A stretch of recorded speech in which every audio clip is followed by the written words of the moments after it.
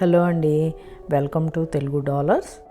ఈరోజు ఈ వీడియోలో ఏంటంటే ఒకరోజు పూర్తిగా తిరిగిన వీడియోస్ అన్నీ కూడా ఇప్పటివరకు పోస్ట్ చేస్తూ ఉన్నాను. ఒకే వీడియోలాగా పోస్ట్ చేస్తే లెంత్ ఎక్కువైపోతుంది కాబట్టి మేము తిరిగిన స్ట్రీట్స్ ప్రతీదీ కూడా మీలో ఎవరికైనా ఇంట్రెస్ట్ ఉంటే చూస్తారని చెప్పేసి ప్రతీదీ కూడా నేను ఎడిట్ చేయకుండా అలాగే పోస్ట్ చేస్తూ వచ్చాను. అందువల్ల లెంత్ ఎక్కువైపోతుందని చెప్పేసి నేను పార్ట్స్ లాగా డివైడ్ చేసి పోస్ట్ చేస్తున్నాను. ఒకరోజు తిరిగిన ప్లేసెస్లో ఇది లాస్ట్ వీడియో. నెక్స్ట్ డే మళ్ళీ మేము వేరే ప్లేసెస్కి వెళ్తున్నాము. ఇంకా న్యూయార్క్ సిటీలోనే తిరుగుతాము. అవన్నీ కూడా నేను ఇంకా ఎన్ని పార్ట్స్ అవుతాయో తెలీదు. ఎన్ని పార్ట్స్ అయినా కూడా ఏది మిస్ అవ్వకుండా మేము ఏమేమి చూసామో అన్నీ కూడా పోస్ట్ చేయబోతున్నాను. ఇక న్యూయార్క్లో మెన్హాటన్, ఫైనాన్షియల్ డిస్ట్రిక్ట్, ఇవన్నీ ఏరియాస్ కూడా నైట్ టైం కూడా చూడడానికి చాలా బాగుంటుంది. ఎవరైనా న్యూయార్క్ వస్తే మాత్రం నైట్ టైం కూడా వాక్ చేసుకుంటూ ఈ బిల్డింగ్స్ అన్నీ చూడండి తప్పకుండాను. ఈ లైటింగ్లో ఆ బిల్డింగ్స్ ఇవన్నీ కూడా చాలా బాగుంటాయి. కార్ల మీద బస్సుల మీద వెళ్తే మాత్రం బాగుండదు. మనం నడుచుకుంటూ చక్కగా వాక్ చేసుకొని అటు ఇటు చూసుకుంటూ వెళ్తూ ఉంటే చాలా ఎక్సలెంట్ ఎక్స్పీరియన్స్ అనే చెప్పాలి.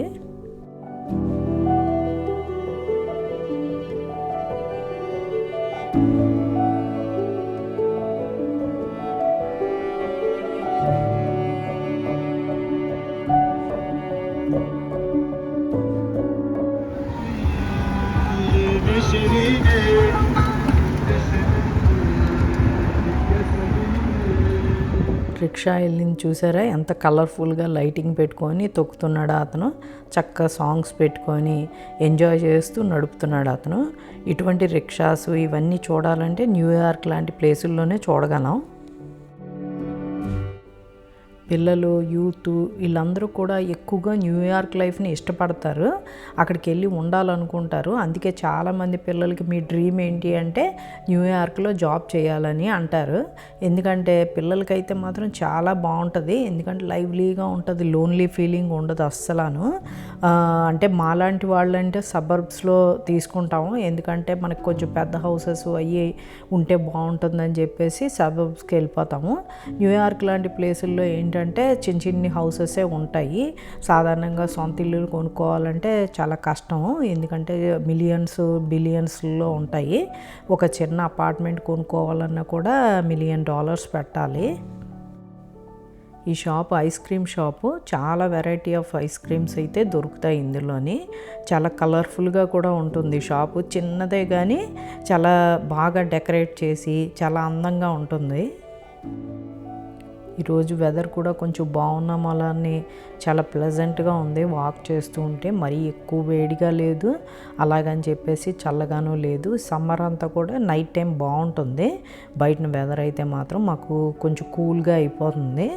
ఇక వింటర్లో అంటే ఇలా వాకింగ్ అది చేయలేము. న్యూయార్క్ లాంటి ప్లేస్లైనా ఎక్కడికైనా కూడా వింటర్లో ప్లాన్ చేసుకోకూడదు. వింటర్లో వచ్చామంటే మాత్రం కోట్లు వేసుకొని బరువులు పెట్టుకొని నెత్తి మీద ఒంటి మీదను నడాలంటే చాలా కష్టంగా ఉంటుంది. అందు గురించి ఎప్పుడైనా సమ్మర్లో అయితే బాగుంటుంది. మే నుంచి అక్టోబర్ వరకు చాలా బాగుంటుంది వెదరు.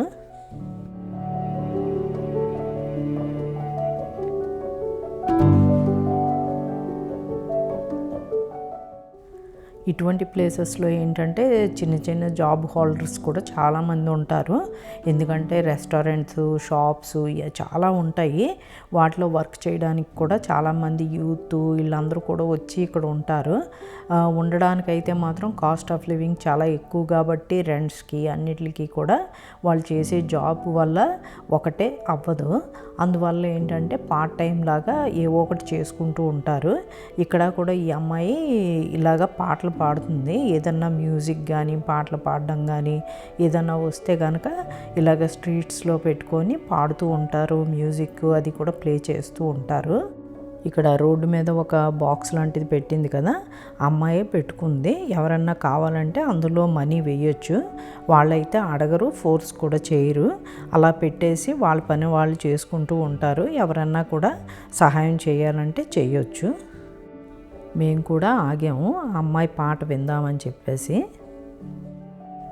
ఈ అమ్మాయి చాలా బాగా పాడుతుంది. మీకు కూడా వినిపిద్దామని చెప్పేసి ఉంచుదాం అనుకున్నాను, కానీ కాపీరైట్ ఇష్యూస్ వస్తున్నాయి, అందు గురించి మ్యూట్ చేసేయాల్సి వచ్చింది.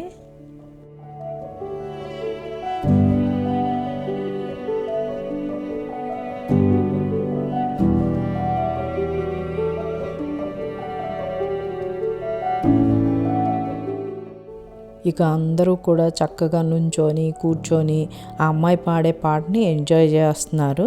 వెదరు బాగుంది, ఆ అమ్మాయి పాట కూడా చాలా బాగుంది.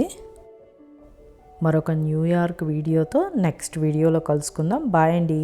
Thank you.